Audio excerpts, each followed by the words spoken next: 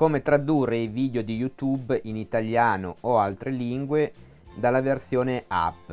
Se non lo sapevi già, nella versione desktop questa funzione era già disponibile, da non molto lo è disponibile anche sul smartphone. Quindi una volta scelto il nostro video che ci interessa vedere le traduzioni in italiano, ci clicco sopra e in automatico ci appaiono i sottotitoli in inglese, cosa che non succede sulla versione desktop, quindi si può anche eliminare questa opzione che i sottotitoli appaiono in automatico.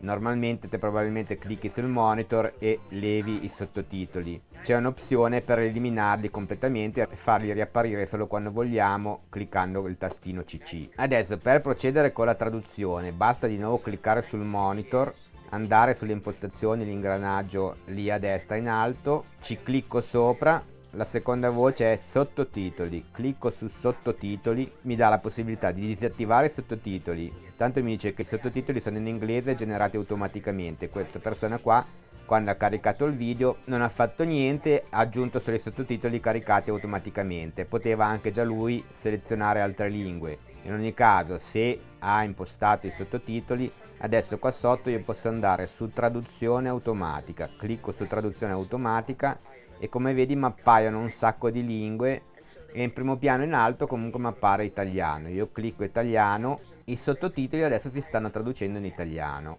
Sulla versione mobile non funziona ancora benissimo, ho notato delle differenze tra un video e l'altro e comunque sia consigliabile andare a cambiare un'altra impostazione perché possa farlo magari in automatico in tante situazioni. Quindi basta tornare indietro, vado nella home del mio YouTube, vado in alto a destra nell'icona praticamente del nostro account di Google, ci clicco sopra, vado qua in basso su impostazioni, poi scorro in basso e trovo i sottotitoli, clicco su sottotitoli, qua dove c'è la lingua clicco sulla lingua e da predefinita vado a cercare l'italiano e questa qua mi potrebbe facilitare in un futuro su tanti video. Qua posso anche cambiare le impostazioni dei titoli, ma a parte questo è importante qua dove c'è scritto didascalie, se io deseleziono quella casellina blu praticamente i sottotitoli non mi appariranno più in automatico, ma se io adesso torno in un video, faccio ripartire il video,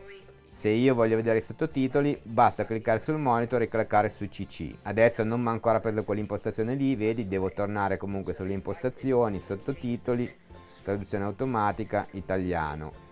Vedrai che comunque col tempo YouTube si ricorda di certe cose e tanti video te li tradurrà comunque in automatico. Se adesso comunque il video ti è piaciuto e ti è stato utile, mettimi un mi piace e già che ci sei attiva la campanellina in modo che quando caricherò altri video del genere sarai avvisato. Per questo video è tutto, ci vediamo alla prossima, ciao!